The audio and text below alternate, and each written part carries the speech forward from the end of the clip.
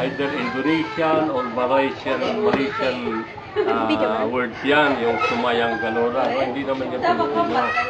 Ngayon, ang nagpatayo niyan is yung late Bob Tugong, Albert Olama Tugong. Siya ang first chairman ng Lupong Tagapagpaganap ng Puok. At ang Lupong Tagapagpaganap ng Puok at saka yung Sumayang Galora ay may relasyon yan.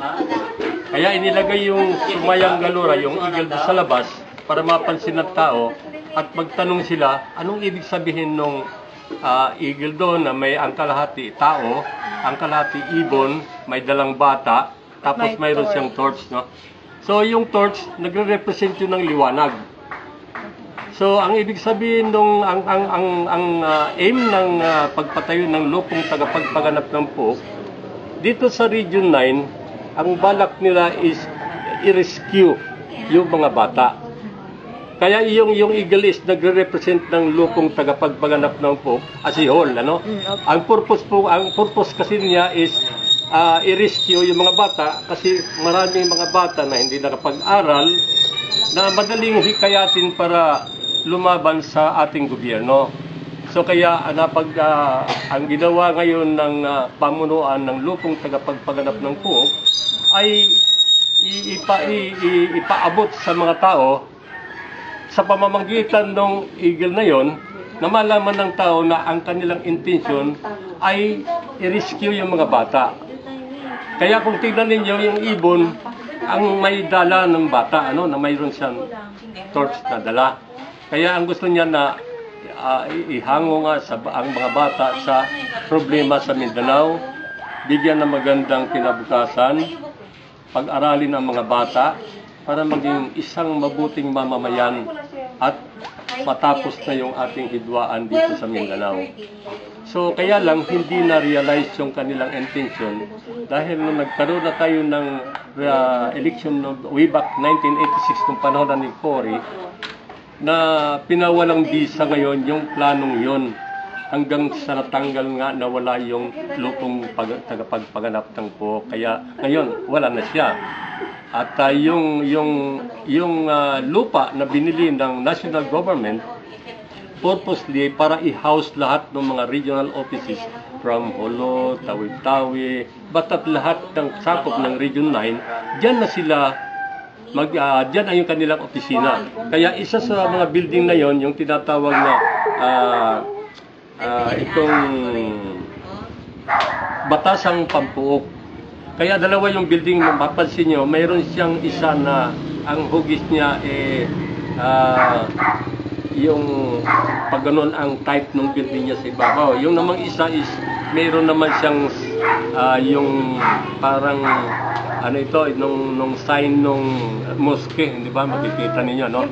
Yung opisina yun ni Albert Olama Tugong, yung Lupong. Dito naman sa Batasang Pampuok, lahat ng mga congressman, representative ng bawat district, bawat lugar dito sa Region 9, mga congressman, doon ang kanilang opisina. At ang kanilang intention ay magkaroon ng pondo ang Region 9 para yung matulungan yung mga bata na nakatira dito sa Region 9. Guminhawa yung buhay ng mga bata. Ngayon, tatanong niyo sa akin, bakit doon inilagay? Bakit ba ganun ang talagang intention nun? Kasi yun lang ang paraan. Kasi yun ang pinaka entrance ng road leading to opisina ng lupong tagapagpaganap ng puok. Kaya nga sinabi ko, yung lupong tagapagpaganap ng puok, nung siguro wala pa kayo, kasi nung itayo yan, way back 1978. So wala pa ni isa sa inyo, wala pa 1978. Na-realize yan 1980. Nung mga panahon na yun, martial law.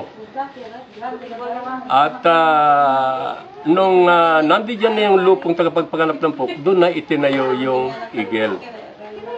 Dito ginawa, sir. Diyan na nito ginawa. At ang contractor niyan, yung may-ari ng Astoria Hotel, si Danny Lim.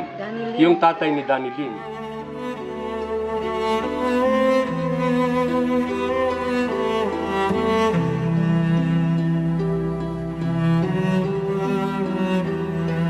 Pero ang gusto ko magtanong sa akin, hindi yung mga media, gusto ko yung mga estudyante. Kasi gusto ko yung mga estudyante na, lalong-lalo na yung kabatangan. Marami kasi sa kung makita ninyo dati, ang history ng kabatangan, na sinabi nila na Batango, gano'n. Mali naman, hindi naman yan ang talagang totoong history ng bakit tinawag kabatangan. Part of Santa Maria, part of San Roque, and part of Pasulanta. No iban este kabatangan diti barangay. Arad, sen sitio mucho kitabini antes kay mucho kipalo, grande palo. El porta to un palo, talya si batang. Di ba? Sicilia matumucho batang, kung sa to abla. Kabatangan. Oo, di ba? Very short lang. Very simple. Di ba? Simple lang. Oh, very simple lang eh. Oh, hindi ko birtad ya subikil mga Espanyol depois abla sila was created way back mga 1950s. So may mas Espanyol takip mga 1400 pa or 1600. So hindi verdad.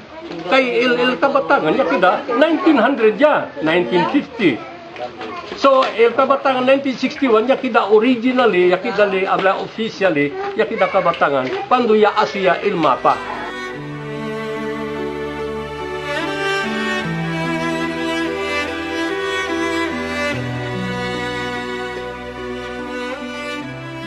Mula nung 1986, na-dissolve ang organization ng lupong tagapagpaganap ng puok, kasama na yon.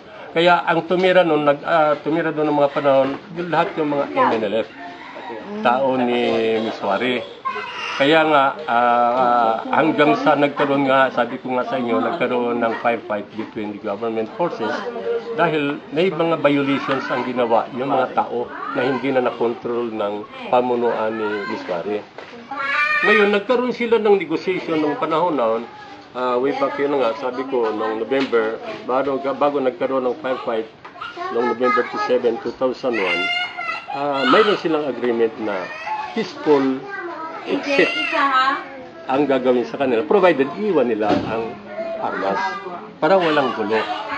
Eh, hindi namin alam, gabi pa ng 26 ng gabi, nagkaroon ng hostage taking. Katapos few years, pagkatapos ng 1986, ipinanganak yung tinatawag nating ARM. Ang ARM is dumating lang yan after mga 9 years nung maitayo ang lupong tagapagpaganap ng puok.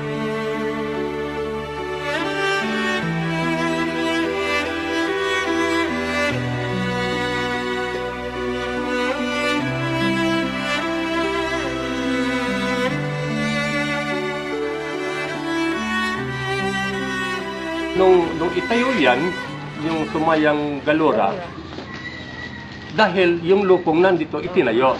Pagkatapos itayo, yes. Yung sumayang galura nire-represent niya yung intention ng lupong. Pala is parang Indonesian or Malaysian term yung one. Pero eagle ang ibig niya sabihin. Pero ang sumayang galura, sinabi nila sa akin, yun na nga, tagapagligtas ng mga bata na dapat ang purpose diyan is iligtas talaga yung mga bata mula sa mga problema na hinaharap ng Mindanao. Poverty. Yes, poverty number 1, poverty. Kaya nga yan ang talagang intensyon ng lupong, hindi lang na